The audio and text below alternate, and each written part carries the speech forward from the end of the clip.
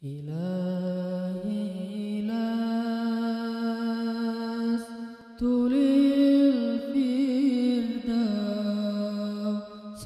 أعلى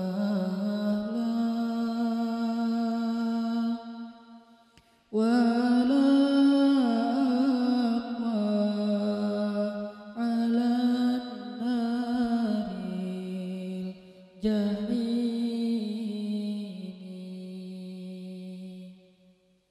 فهب لي توبة واغفر ذنوبي فإنك غافر الذنب العظيم.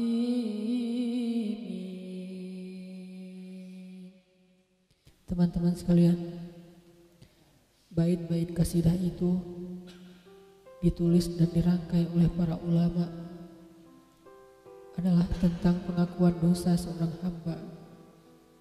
Ketika seorang hamba berada di puncak penyesalan dan merasa tahu diri bahwa dia adalah seorang hamba yang kotor, sehingga dia mengatakan, Ilahi lastu lil firdausi ahla. Ilahi, sesungguhnya saya tidak layak masuk ke surga Firdaus. Saya kotor, saya hina, saya penuh cela, saya banyak aib, saya banyak dosa. Sangat tidak layak saya masuk ke surga Firdaus-Mu ya Allah. Tidak ada satupun amal yang bisa saya banggakan sehingga menjadi jalan bagi saya masuk ke surga Firdaus-Mu ya Allah. Kita harus merasa diri kita rendah di hadapan Allah. Itulah kenapa kita sujud. Dan Allah suka kepada orang yang merendahkan diri di hadapannya. Itulah kenapa Allah suka kepada hamba yang bersujud. Seandainya pintu surga itu terbuka dengan kunci amal solih, saya tidak punya kuncinya ya Allah. Saya beramal solih tetapi belum layak untuk membuka pintu surga. Saya sholat, saya puasa, saya tarawih, saya sedekah, tapi semua itu belum cukup untuk membuka pintu surga karena keterbatasan amal solih saya. Masih banyak kesalahan dalam amal-amal yang saya kerjakan karena saya bodoh ya Allah. Lalu bagaimana nasib saya kelak di akhirat ya Allah? Jika ditimbang-timbang, sungguh kedurhakaan saya lebih sering daripada istighfar saya ya Allah. Saya tidak pantas menjadi penghuni surga ya Allah. Wala aqwa 'alan naril jahimi. Tetapi saya juga tidak akan kuat dengan azab neraka jahim-Mu ya Allah. Karena sesungguhnya tidak ada satupun dari makhluk-Mu yang sanggup merasakan azab neraka. Semuanya takut kepada neraka-Mu ya Allah. Jangankan 1 tahun, jangankan 1 bulan, jangankan 1 hari, sedetik pun tidak akan sanggup ya Allah. Karena saya mendengar sesungguhnya Rasulullah SAW bersabda, azab yang paling ringan bagi penduduk neraka adalah dipakaikan baginya sendal terompah dari api yang membakar kakinya sampai mendidihkan kepalanya. Itulah azab yang paling ringan di neraka untuk orang yang paling ringan berbuat dosa.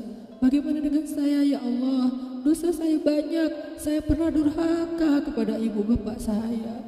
Itu saja sudah cukup bagi saya mendapatkan azab yang lebih besar di neraka, dan saya tidak sanggup ya Allah. Saya pernah durhaka kepada ibu saya. Saya marahi ibu saya karena 1 kesalahan. Padahal saya lebih sering berbuat salah dibandingkan ibu saya. Tapi ibu memaafkan saya. Ketika di waktu kecil saya memecahkan barang-barang ibu saya memungut barang-barang itu sambil tersenyum, membelai kepala saya, mengatakan nasihat-nasihat yang baik. Sama sekali ibu saya tidak marah kepada saya saat itu. Tapi ketika telah dewasa, tidak sengaja ibu saya yang sudah tua renta kadang memecahkan barang saya, merugikan sedikit saja dari harta saya marah seperti setan ya Allah. Saya bentak ibu saya ya Allah, bahkan kadang membuat ibu saya terluka, kaget, takut. Pantaskah seorang ibu merasa takut terhadap anak yang dia kandung 9 bulan, yang dia lahirkan dengan taruhan nyawa, yang dia susui dengan darah dagingnya, yang dia didik, dia jaga, yang dia berjaga di malam hari tidak tertidur demi untuk menjaga anaknya dari seekor gigitan nyamuk?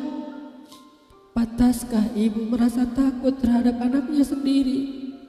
Cukup satu dosa besar saja durhaka kepada ibu membuat saya pantas masuk api neraka. Belum lagi dosa saya kepada ayah. Ketika saya berdebat habis-habisan di hadapan ayah saya, hanya ketika ayah saya menasihati saya dengan satu nasihat sederhana, saya debat ia, seolah-olah wawasan saya lebih banyak, ilmu saya lebih banyak, pergaulan saya lebih luas, pendidikan saya lebih tinggi. Padahal semua itu saya dapatkan hasil dari perjuangan dan pengorbanannya. Ketika keduanya sudah menjadi tua dan lemah, kadang keduanya rindu kepada saya, ya Allah. Mereka memberi kami pesan, ya Allah. Mereka bertanya, bagaimana kabarmu anakku? Tapi kami tidak peka. Hati kami tertutup dengan ego dan sombong. Kami tidak bisa membaca teks itu dari perasaan mereka. Kami hanya membaca teks mereka dan tidak segera membalasnya. Kami anggap teks dari orang tua kami tidak penting, masih bisa ditunda untuk dijawab nanti sore. Padahal mereka sedang kangen, sedang rindu kepada kami, ya Allah. Mereka tidak mengatakan kami rindu kepadamu, wahai anakku, karena mereka tahu kalimat itu akan mengganggu kami. Kalimat itu akan menjadikan hari kami tidak lagi mudah. Kalimat itu akan merusak konsentrasi kami dalam bekerja. Kalimat itu akan menghalangi banyak urusan kami, sehingga mereka menahan diri. Mereka hanya bertanya, apa kabar kami? Lalu kapan kami berbakti kepada mereka, ya Allah? Sampai seusia ini kami masih merepotkan mereka, ya Allah. Kapan kami akan berbakti kepada mereka? Rasanya kami lupa. Entah kapan kami pernah memijat kaki mereka setelah mereka seharian bekerja. Entah kapan kami pernah memberikan minuman hangat untuk mereka. Kami durhaka kepada orang tua kami, ya Allah. Bahkan setelah mereka wafat, kami lupa mendoakan mereka di dalam sholat kami. Harusnya kami disiksa di api neraka, tetapi kami tidak kuat, ya Allah. Belum lagi durhaka, kedurhakaan kami yang lain, dosa-dosa besar kami yang lain. Kami pernah bermaksiat kepadamu diam-diam, ya Allah. Kami pernah berbuat dosa diam-diam, dan padahal kami tahu itu dosa besar. Tapi kami tidak peduli, kami tidak takut kepadamu. Seolah-olah ancamanmu itu hanyalah mitos, seolah-olah ancamanmu itu hanyalah fiktif, seolah-olah apa yang engkau firmankan di dalam Al-Quran itu tidak benar-benar ada. Kami sombong menantangmu dengan berbuat dosa. Banyak dosa yang kami tidak bisa menyebutkan satu persatu, ya Allah. Keluh lidah kami untuk menyebutkan dosa-dosa kami, ya Allah. Malu untuk menyebutkan dosa-dosa kami, ya Allah. Tidak ada yang bisa kami harapkan darimu selain engkau terima taubat kami, ya Allah. Fahabli taubatan, beri kami taubat yang nasuha, ya Allah. Terima taubat kami, ya Allah. Kami belum berani meminta surgamu, kami juga tidak akan kuat dengan nerakamu. Kami meminta, terimalah taubat kami, penyesalan kami, janji kami untuk kembali kepadamu, memperbaiki diri. Teman-teman sekalian, mari kita baca bait itu dengan penyesalan. Kita baca bait itu seolah-olah kita sedang curhat kepada Allah Subhanahu wa Ta'ala. Ilahi ilas Firdausi ahla wa la aqwa ala nari jahimi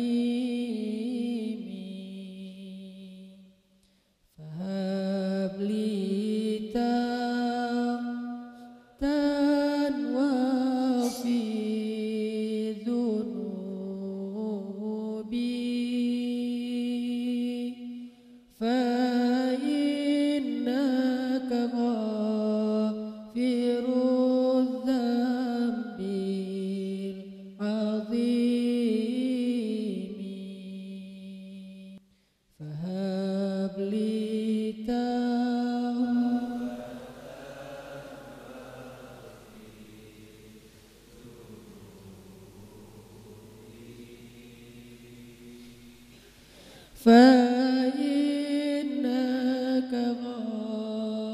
الذنب